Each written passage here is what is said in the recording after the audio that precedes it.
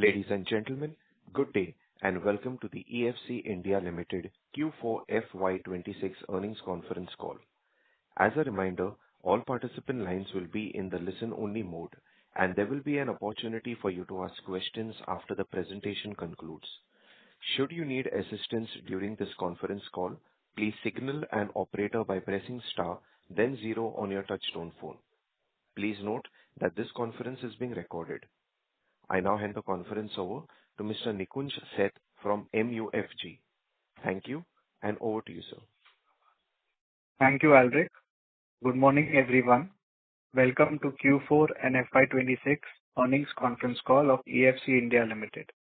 To discuss this quarter performance, we have from the management, Mr. Umesh Sahai, Chairman and Managing Director, Mr. Nikhil Bhuta, Whole-Time Director, Mr. Uday Vora, Chief Financial Officer, and Mr. Raman Gupta, Company Secretary.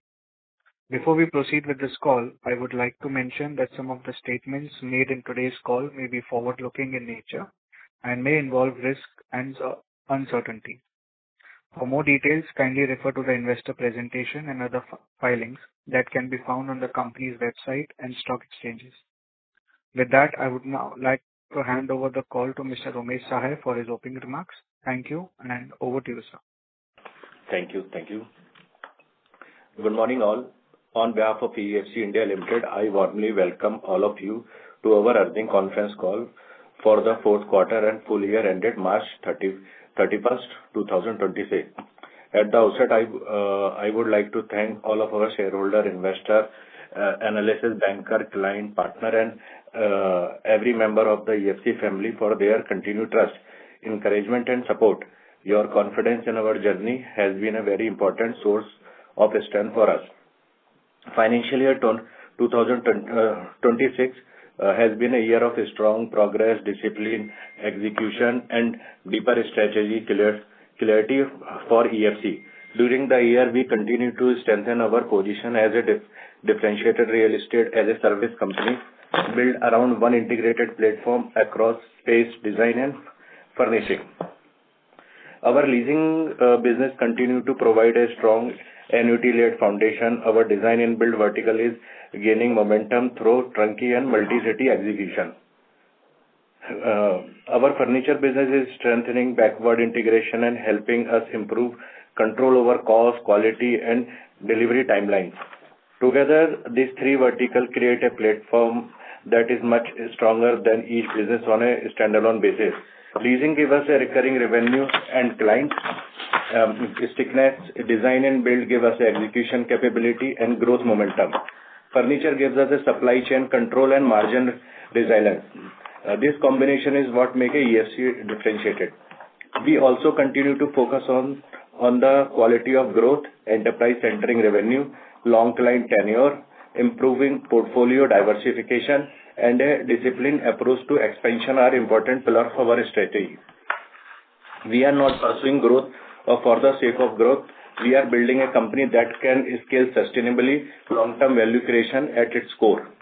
The opportunity had remained very strong. India continue to benefit from the expansion of GCC, Global Capability Center, technology company, financial services, consumer business, and new age enterprise. Across sector, companies are increasingly looking for managed, flexible, and integrated workspace solution that reduce upfront capital expenditure and improve speed to market. We believe EFC is very well positioned to benefit from these structural trends. Our platform has the reach, execution depth, client relationship, and integrated capabilities required to serve this demand across India. As we enter FY27, our focus will remain clear. We will continue to expand with discipline, improve asset efficiency, strengthen enterprise relationship, scale our design and build capability, enhance our furniture manufacturing advantage, and create long-term value for all stakeholders. I would also like to take this opportunity to thank our board, leadership team, employees, client, partner, and shareholder. The progress we have made is the result of collective effort, resilience, and belief in a shared vision. We remain humble about what we have achieved, but very confident about the road ahead. EFC today is stronger, more integrated, and better prepared for the next phase of growth. With that, I now hand over the call to Mr. Nikhil Bhuta, Whole-Time Director, who will take you through the business performance and strategic progress, our vertical. Nikhil, sir. Thank you very much, Umesh sir. Good morning, everyone, and thank you so much for joining us today. It's genuinely a pleasure to welcome all of you and share about the business performance of EFC India Limited for FY26. This has been an important year and a milestone year for the company because the strength of our integrated real estate as a service platform has become more visible across all our operating verticals. At EFC, our business is built around three specialized but deeply connected verticals, as we understand, which is leasing, design, and build, and furniture. Together, this vertical allows across the complete workspace life cycle, from identifying and managing spaces to designing and building it to manufacturing and supplying furniture. This is the essence of EFC's model: one platform, multiple engines, and unified value creation. Our aim is to become a trusted partner for enterprises that want to outsource their workplace infrastructure to a professional, scalable, and accountable platform like ours. We are not only offering office spaces, we are offering speed, convenience, cost efficiency, execution certainty, and long-term operating support. Let me begin with the leasing vertical, which continues to remain the foundation of our business. Our leasing vertical has delivered strong performance and continues to demonstrate a sticky enterprise demand at scale. We now have presence across 25 cities and serve more than 750 clients across multiple sectors. Our average enterprise client tenure is about 51 months, which reflects the strength, trust, and stickiness of our client relationship. The leasing business provides customized, scalable, and fully furnished office solutions. These include enterprise offices, managed offices, and customized offices. Our solutions are designed for companies that want privacy, control, flexibility, operational efficiency, and the speed of deployment without taking on the burden of building and managing real estate infrastructure themselves. During the year, the quality of our leasing portfolio continued to improve. Enterprise-centric revenue contributed a majority share of the business, and the contribution from the top 10 clients has reduced to around 24%, reflecting lower concentration risk and hence better diversification. This gives platform great resilience and revenue visibility. Operationally, the leasing business has also scaled well. The build seat base has increased meaningfully, and we continue to have additional capacity under development. This gives us confidence in our ability to support future growth. The business also continues to demonstrate attractive unit economics with a payback period around 18 to 20 months and a healthy revenue to rent dynamics. Geographically, our business is well diversified. While the West remains our largest region, we have a meaningful presence across North, South, and East India. This national-wide presence is important because many of our enterprise clients are expanding across multiple cities and want a partner who can support them consistently across locations across the country. The demand environment for managed office remains structurally strong. Enterprises today are increasingly moving from ownership-heavy, CapEx-led real estate models to flexible, professionally managed, and OpEx-led models. Global capability centers, GCCs, technology companies, BFSI clients, consumer platforms, and other large enterprises are all looking for faster market entry, better employee experience, and lower setup risk and greater flexibility. EFC is well positioned to serve this demand because we provide not only space but a complete workplace infrastructure solution.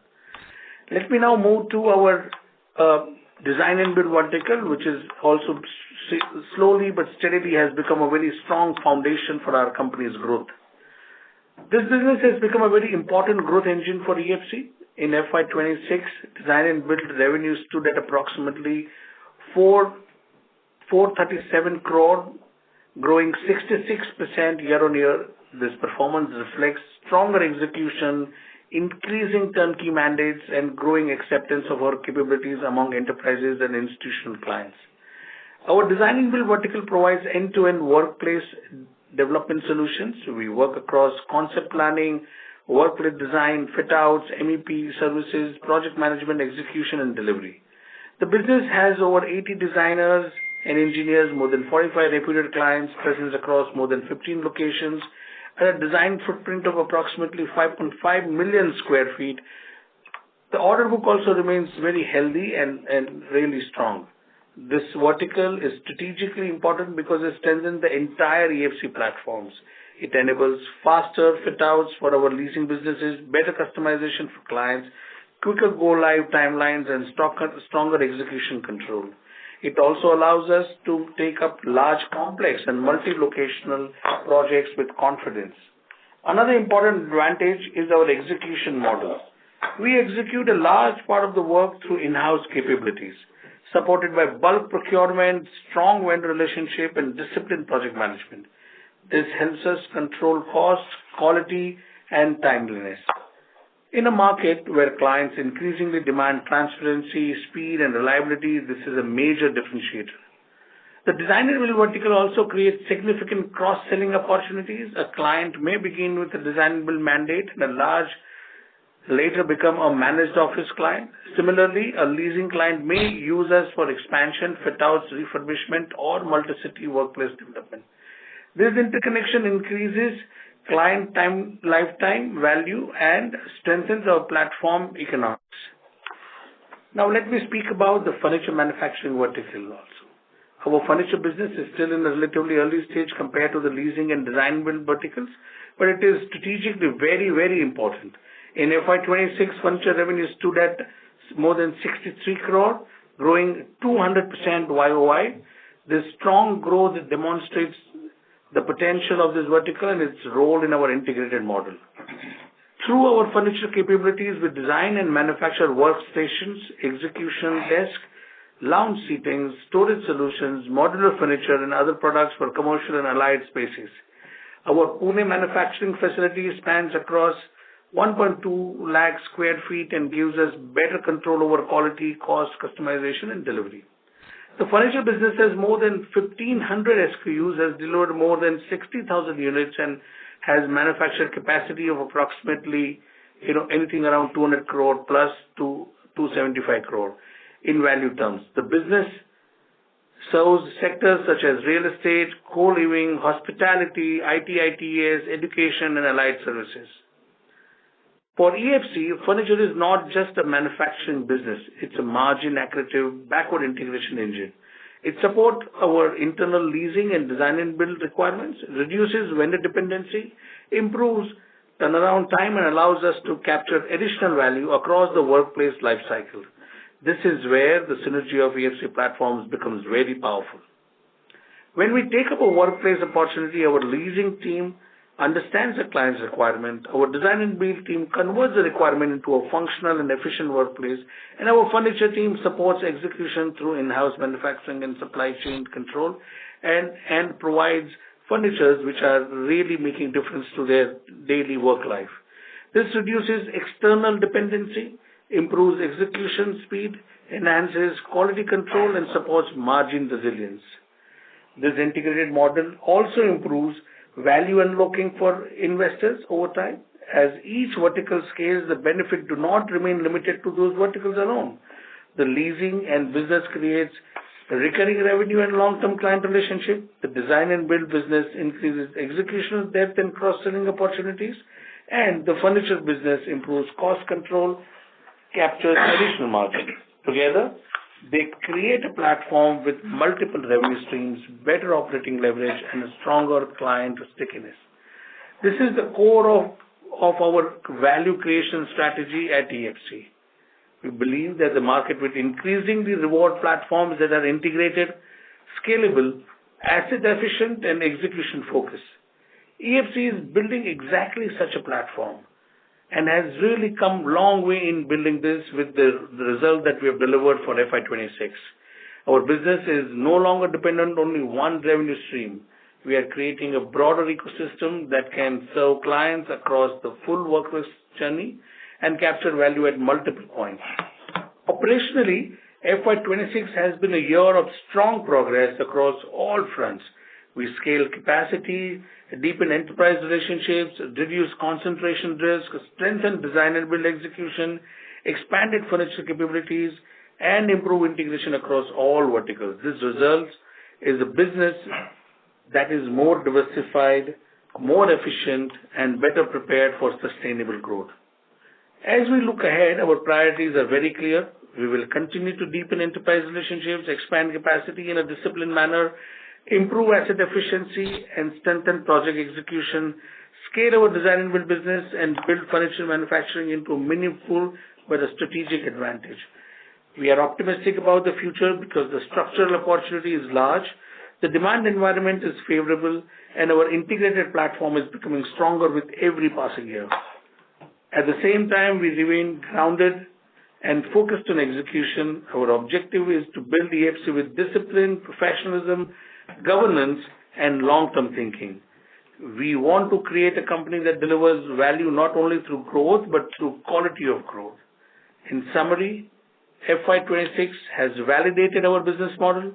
Leasing gives us stability, design and build gives us growth and execution strength, while furniture gives us integration and margin opportunities. Together, these verticals create a strong, scalable, and differentiated real estate as a service platform. We believe this platform can unlock significant value for stakeholders in the years ahead. With that, I will hand over the call to our Chief Financial Officer, Mr. Uday Vora, who will take you through the financial performance. Thank you all. Thank you all for being with us today. Thank you, Nikhil sir. Good morning, everyone, and thank you for joining us on the call. I will now take you through the financial performance of EFC India Limited for the fourth quarter and full year ended March 31, 2026. FY26 has been a strong year of financial delivery for the company. We have delivered broad-based growth across revenue, profitability, return ratios, and segmental performance. The year also reflects the operating strength of our integrated platform and the benefits of scale across our leasing, design and build, and furniture business. For the full year FY26, consolidated revenue from operation stood at 10,367 million, compared with 6,567 million in FY25, representing year-on-year growth of 58%. EBITDA for FY26 stood at 4,683 million, compared with 3,277 million in FY25, reflecting a strong growth of 43%. Profit after tax stood at 2,347 million, compared with 1,408 million in FY25, registering a strong growth of 67%. Our PAT margin improved from 21.4% in FY25 to 22.6% in FY26. This improvement reflects the benefits of operating leverage, stronger execution, better integration across verticals, and disciplined cost control. Our return profile also remains strong. The return on capital employed stood at 33% in FY26, compared with 30% in FY25. This is an important metric for us because it shows that the company is not only growing, but growing with capital efficiency. Coming to the fourth quarter performance, revenue from operations in quarter 4 FY26 stood at 2,929 million, compared with 2,110 million in quarter 4 FY25, representing growth of 39% year-on-year. EBITDA for the quarter stood at 1,436 million, compared with 1,093 million in quarter 4 FY25, registering a growth of 32%. Profit after tax for Q4 FY26 stood at 689 million, compared with 480 million in quarter 4 FY25, reflecting growth of 45%. The PAT margin for the quarter improved to 23.5% from 22.7% in Q4 FY25. This shows that even as the business scales, we are continuing to maintain healthy profitability. Let me now briefly cover the segmental performance. The leasing business remained the largest contributor to revenue. Full year rental revenue stood at approximately 5,356 million, compared with 3,722 million in FY25, representing growth of around 44%. This vertical continues to provide a stable, recurring revenue base and strong operating visibility. The design and build business delivered revenue of approximately 4,378 million in FY26, compared with 2,636 million in FY25, reflecting growth of around 66%. This has been driven by stronger execution, increasing turnkey mandates, and cross-selling opportunities across the EFC platform. The furniture business delivered revenue of approximately 632 million in FY26, compared with 209 million in FY25, registering growth of around 202%. While this vertical is still scaling, it is strategically important because it supports backward integration, improves execution speed, and strengthens margin potential across the ecosystem. From a segment profitability perspective also, all three businesses contributed meaningfully. The rental segment delivered profit before tax and interest of approximately 2,127 million. The interior segment delivered approximately 1,197 million, and the furniture segment delivered approximately 156 million. This reflects a healthy and broad-based contribution from the platform. Moving to the balance sheet. Total assets increased to approximately 26,751 million as of March 31st, 2026, compared with 16,992 million as of March 31st, 2025. Total equity increased to approximately 8,137 million, compared with 5,811 million in the previous year. This strengthening of the balance sheet reflects retained earnings and the continued growth of the company. During the year, non-current assets increased, driven by property, plant and equipment, right-of-use assets, and other financial assets.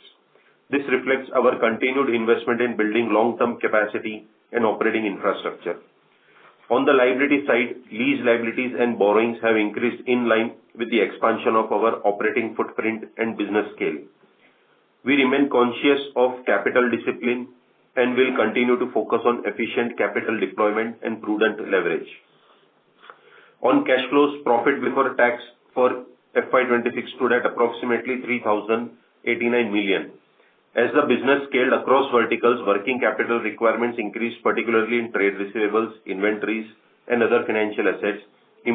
Improving working capital efficiency and collections will remain an important priority for us in FY27. Finance costs for the year stood at approximately 562 million, and depreciation and amortization stood at approximately 1,202 million. These are aligned with the scale of our asset base and right-of-use assets. Basic and diluted earnings per share for FY26 stood at 16.87 compared to 10.35 in FY25. Overall, FY26 has been a year of strong financial performance. Revenue growth has been robust. EBITDA has grown meaningfully. PAT growth has been strong. Margins have improved. Return ratios remain healthy, and all three business verticals have contributed to the company's performance. What is important is that this performance has not come from a single lever. It has come from broad-based execution across the platform. Leasing has provided stability, design and build has provided growth momentum, furniture has added integration and margin potential. Together, these businesses are creating a stronger and more resilient financial model for EFC. As we move into FY27, our financial priorities will remain very clear. We will continue to focus on profitable growth and disciplined capital allocation, efficient working capital management, prudent leverage, stronger cash generation, and sustainable value creation. We believe the company is well placed to continue its growth journey while maintaining financial discipline and creating long-term value for shareholders. With this, I would like to thank all our investors, analysts, and stakeholders for their continued support and confidence in EFC. We can now open the floor for questions. Thank you. Thank you. We will now begin the question and answer session. Anyone who wishes to ask a question may press star and one on their touchtone telephone. If you wish to remove yourself from the question queue, you may press star and two. Participants are requested to use handsets while asking a question. Ladies and gentlemen, we will wait for a moment while the question queue assembles.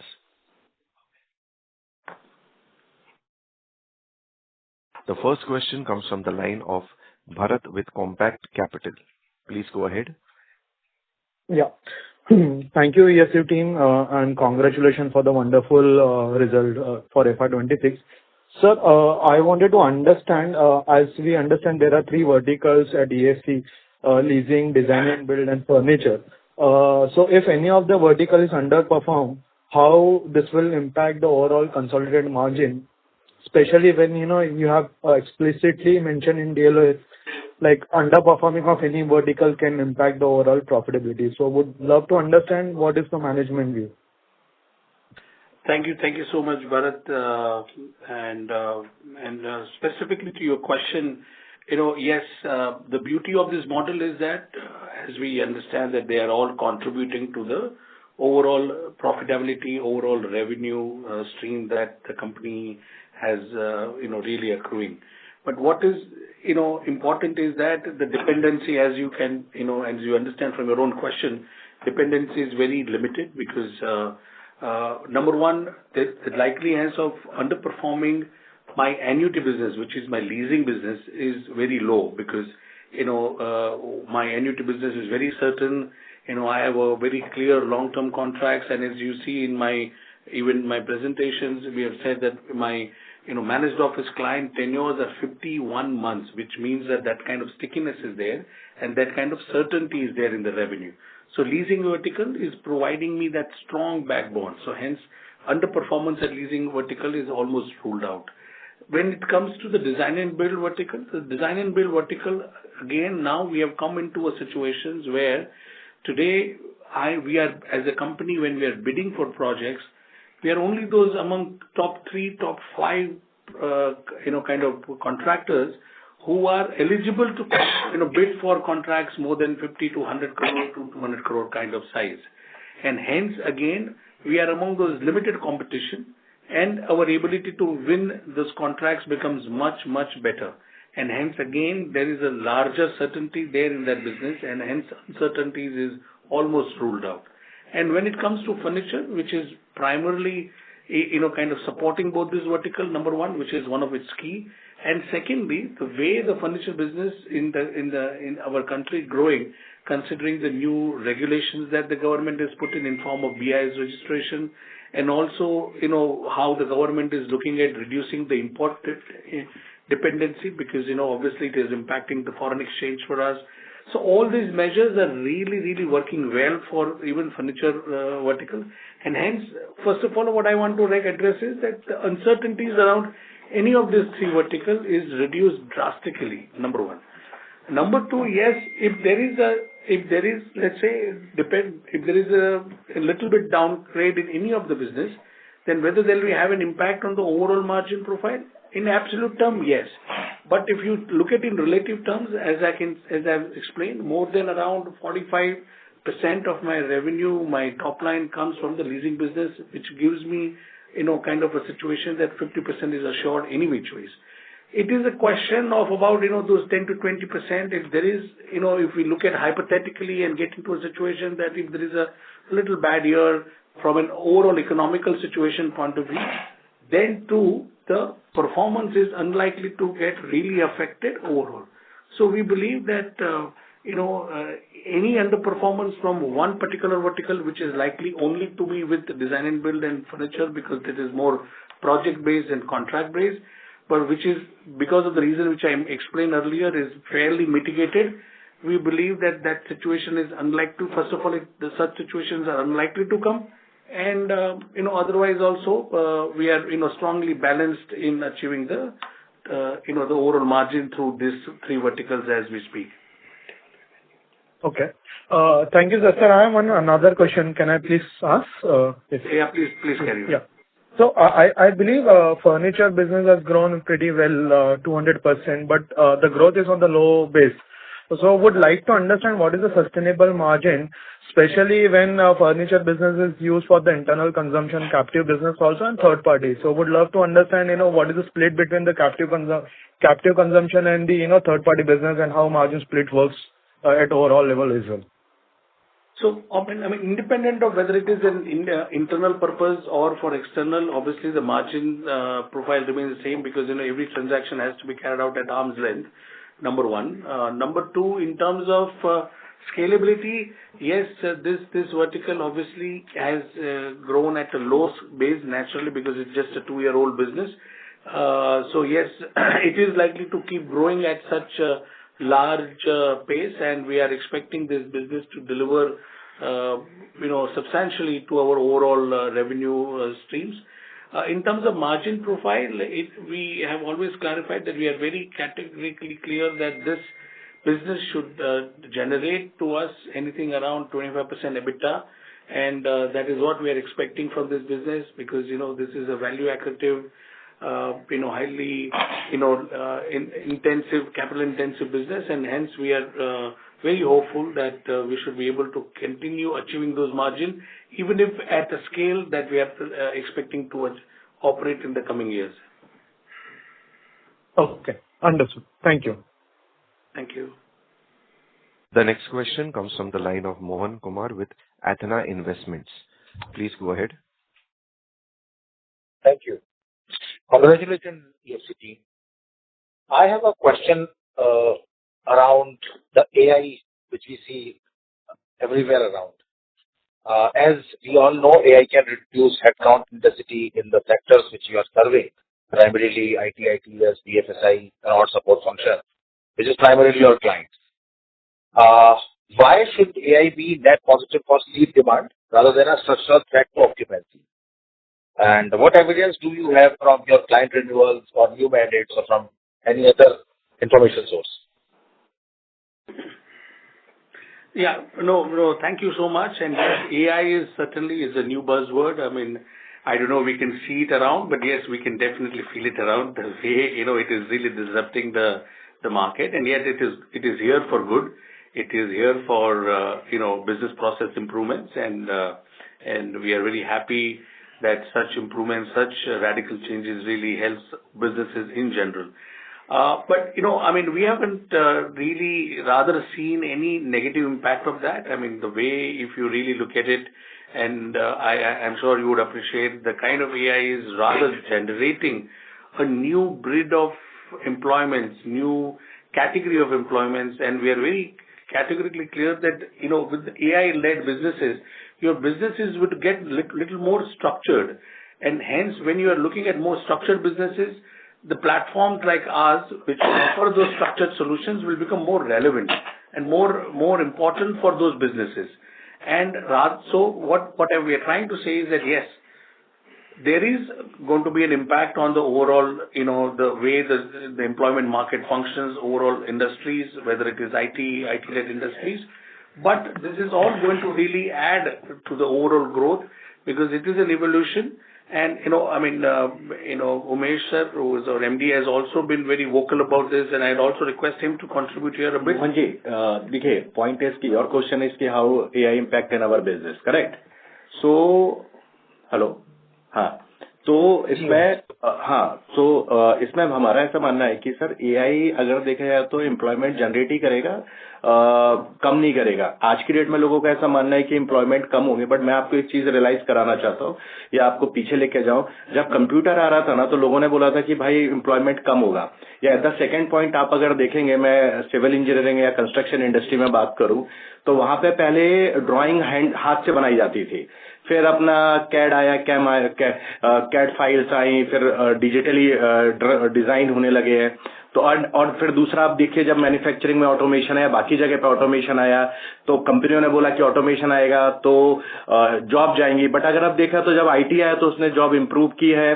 Definitely लोगों को अपनी skill को upskill करना पड़ेगा, but at the same time आप ये देखिए, हम एआई की बात कर रहे हैं। एआई क्या है? एआई एक ऑटोमेटेड टूल है जो आपके बिजनेस की परफॉर्मेंस को एनहांस करता है। ऐसा नहीं होगा कि कल को लेट्स सपोज मोहन जी आपका फंड है, मैं आपके दरवाजे पे बोलूं सर मैं एआई हूं और आपके इधर इंप्लीमेंट इम्प्लीमेंट हो जाए, ऐसा नहीं होगा।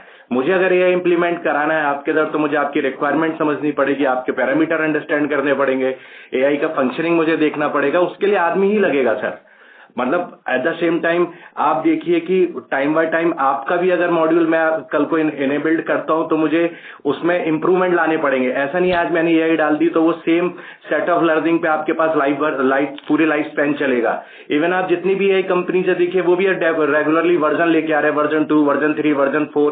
इट मीन्स बैकएंड इंप्रूवमेंट है। एआई आपको just like a manufacturing automation की तरह आपको ग्रोथ देगा, बट डेफिनेटली आपको अपने आप को न्यू जनरेशन को अपस्किल करना पड़ेगा।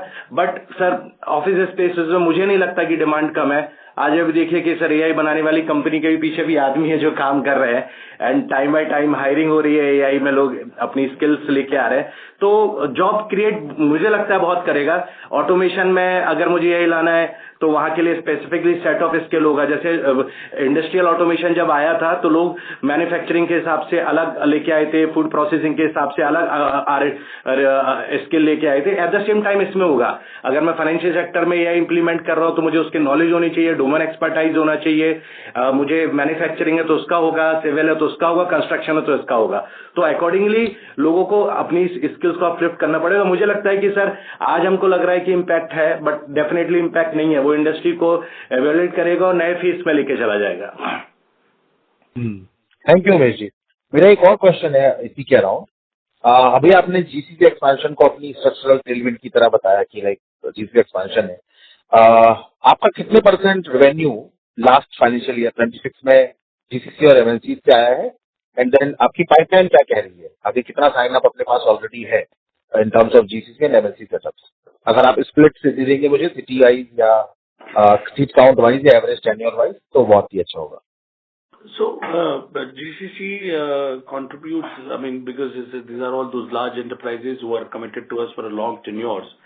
So that business is always been a strong pillar for our leasing verticals growth, and it is about 60% of our revenue comes from this large enterprise customers that we're talking about or referring to. And in terms of, across the city spread, if you look at it, we are looking at growing around 18 to 20,000 seats year on year, and that is what we've been achieving for last 2 financial years as well. If you look at the same scale, we are expecting that, between geography, rather than getting city-wise, I'm just giving you zone-wise. Let's say West and NCR is going to, become very prominent for us, along with the southern belt, which is your Hyderabad, Bangalore, and Chennai. So we believe that all these zones are going to contribute substantially, primarily in the ratio of, let's say, around, equally around 30% each. And there is about expected growth now from even the eastern belt with the, change in the political dynamics there, etc. We are expecting the growth also coming in soon there. Obviously, it will take some time structurally, but yes, we are expecting hence substantial growth in the eastern side also, relatively. So yes, I hope that answers your question in terms of the divisions across this geography for us. Thank you so much, sir. Thank you so much. Welcome, Ji. The next question comes from the line of Hassan with Kothari Family Office. Please go ahead. Hi, good morning. Good morning, sir. Firstly, congratulations on the results and congratulations on the right issue successfully getting completed. So my question, sir, basically is that I've been tracking the stock and year on year the growth has been significant. We have shown good substantial profitability. Then why did we raise the capital for working capital? So what was the reason for the working capital? And having said that, how will this working capital turn into real cash flow generation and not just a revenue, a receivable, or lease obligation in the balance sheet? No, thank you so much, Hassan, for tracking us, following us, and as we've always explained that all three of our businesses, while they are not, heavy capital intensive in a sense that they're not fixed capital intensive, but they are certainly working capital intensive. Not the leasing, but certainly the design and build and the furniture business. and hence the requirement for working capital with the growth that we are achieving. You can see, we last year in the design and build vertical, we've grown at about 66% YOY, and in the furniture, we have grown at about 200% YOY. Now, even if I have to maintain half of this growth, the kind of working capital that we require is humongous. And yes, the business is throwing good cash for us because, the kind of profitability that we have achieved. But certainly, these profits are not kind of available to you as in it is a cyclical fund that is available to you. And to keep growing, you need to have those backup funds with you in the current economic situations, in the current market situations. And it is required that, if we have those war chests available, then we would be able to achieve the targets that we have really set high for ourselves. So the working capital is certainly to really, fuel the growth that we have targeted for ourselves. And we are going to be very, as even our CFO very categorically explained in his speech, that we're going to be very judicious in use of this capital. We are going to be very specific and disciplined in use of this capital. And primarily, this capital, as Mr. Asanam explained, is primarily for growth purposes only, since all these verticals are fairly working capital intensive. Thank you, sir. Thank you. I think, can I ask one more question, please? Yeah, please go ahead. Yeah. So, sir, again, related to the fundraise only. So, we did a right issue. So, I really want to understand, since EFC, to my understanding, is currently undervalued. I would say not correctly valued. There can be good potential. Then why did we choose a right issue instead of doing a QIB or a debt? First of all, it was important for us that, we've got a very, really committed and a loyal set of existing shareholders. And it becomes our, kind of a moral responsibility that first we obviously go and approach them and seek their participation in the business.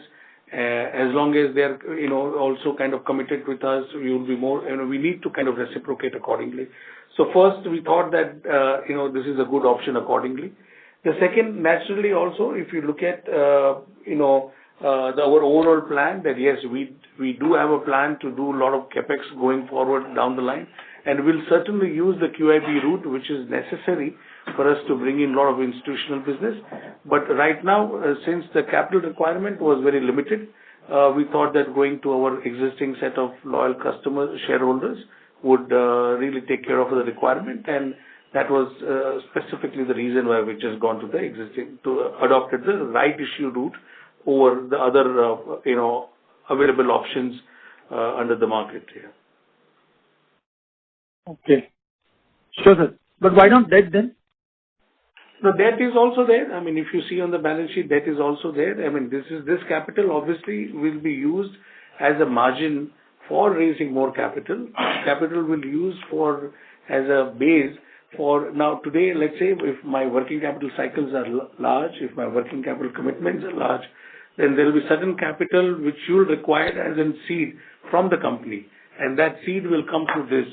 So that is what we are planning. It is not that the debt is not considered. Obviously, an optimal debt equity ratio is necessary for us to, maintain the profitable margins, and it will continue to be part of the overall, the capital deployment strategy for the company.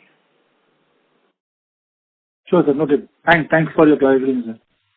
Right. Thank you. The next question comes from the line of Fenil Brahmbhatt with Choice Institutional Equities. Please go ahead. Hello and good morning, everyone. I hope I am audible. And congratulations for the good set of numbers. So I have a couple of questions, if you allow me. So first, let's start with this guidance on the consolidated revenue growth for FY27-28 with the segment-wise expectation for leasing, design, and furniture. So, like for design, orders or inflow, and for furniture, any specific guidance if company has or management has, and from where we are getting this growth, what we are expecting, and the segment-wise EBITDA margin as well, if possible. Yes, Fenil, in terms of, looking at all the three verticals, As we maintained that on the leasing vertical, we are expecting that we'll continue to grow at least by adding about 18 to 20,000 seats year on year. And this year also, we are expecting to add about 18 to 20,000 seats, which is already, most of it is visible to us as we have already stepped into this new financial year. In terms of design and build vertical is concerned, we are expecting to keep growing very well, and we are expecting that about around 40% growth rate is fairly achievable, considering the kind of orders, businesses which are already in hand or already under pipeline. From various institutional businesses, various sectors across. Whether it is office infrastructure to any heavy infrastructure in terms of building factory premises to healthcare centers to any other such infrastructure. And on the furniture vertical, yes, as I explained earlier, that the vertical is right now, kind of positions very aptly when, the government policies, overall economic situation, where import substitutions is a need of the hour, where government is also promoting, Make in India endeavors. So we believe that the furniture industry will really, kind of succeed and boom in the coming years, and we will be part of that wave, kind of considering the model that we have created. So we are very hopeful there also that we will be able to grow over, 50% growth rate under the furniture vertical as well. So we are very clear that with coming year is also going to be a significant year because it's going to, kind of stabilize and reaffirm our business model in terms of its, the kind of stability, growth, and continuity that it offers overall. Okay. And you mentioned the seat addition guidance of 18,000 to 20,000. So I think it's revised from earlier guidance of 20,000 to 25,000 for 26, right? We achieved around 18,000 for FY26. I just want to understand, your view on the shortfall, and plus also if we have the handy number or if you have number of average rent per square feet for this leasing business by FY26. So, Penny, there is no shortfall.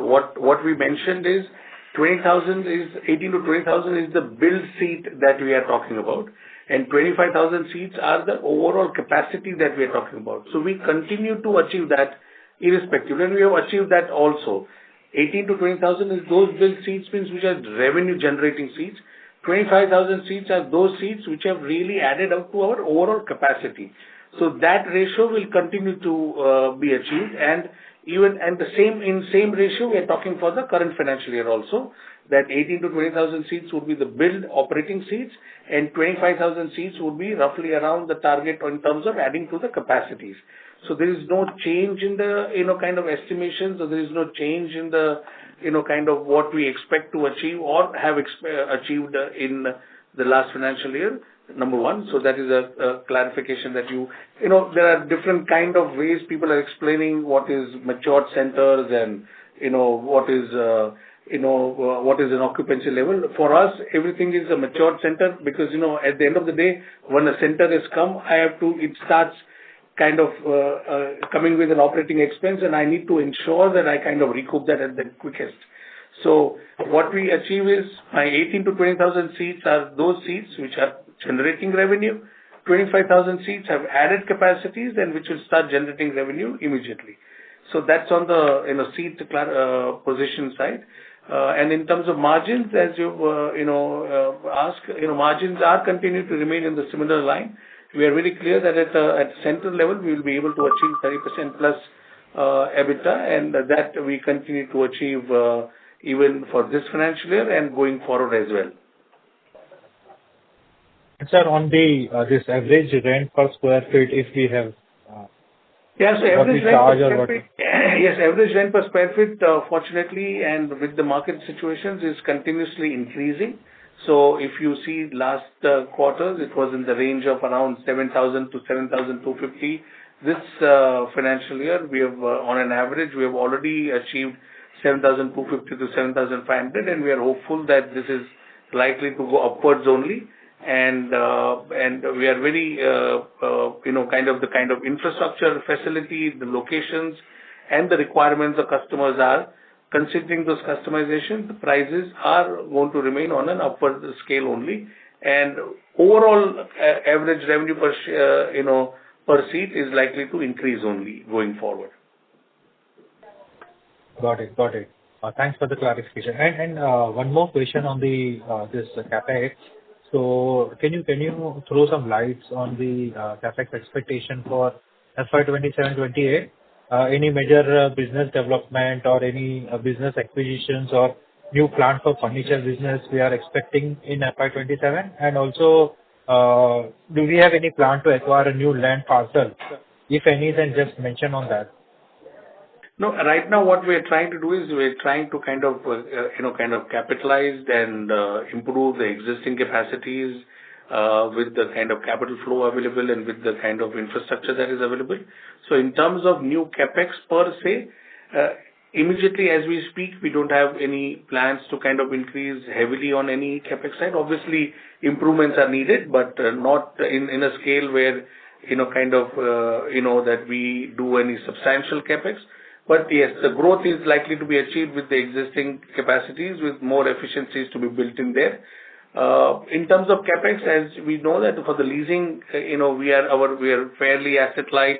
There is hardly about overall seats not more than 10% of the seats are added through our own capital, which is, if you look at it from a capital deployment point of view, it is just about, let's say, 2,000 seats at about 50,000 rupee a seat kind of a capex. It's not that substantial that we are looking at from an annual outlay point of view. And from design and build, anyway, it is a contractual business, so there is no capex requirement. And on the furniture manufacturing, we do have a fairly established manufacturing facility with a lot of infrastructure available there. Yes, there'll be, like I said, there'll be improvements in those infrastructure. There'll be improvements in some capacity in terms of some new machineries being added with the changes in the technology or the requirement in the specific type of products. But we are not looking at any land acquisition per se and increasing the capex from that point of view at this point of time as we speak. Thank you. Okay. And our average interest rate by end of FY26 and any major debt expiry in FY27-28 we are expecting, and how we can take care of those expiry by refinance or something else. So all of our debt are primarily asset-backed debts right now, and which is is an LRD or a kind of property-backed transactions, which are not even. It is all around 7.5 to 7.75 kind of range interest rate that we are talking about, and there is no any immediate repayment situations coming in for this financial year because these are long-term debts and they are available on the balance sheet for a longer period tenure. So there is no pressure on the balance sheet in terms of immediate repayment on the loan liability is concerned. Thank you. Ladies and gentlemen, we would take that as the last question for today. I would now like to hand the conference over to the management for their closing remarks. So thank you so much for joining this call, and we are really grateful to all our investors, all research organizations and participants who have really been covering us and adding value to the overall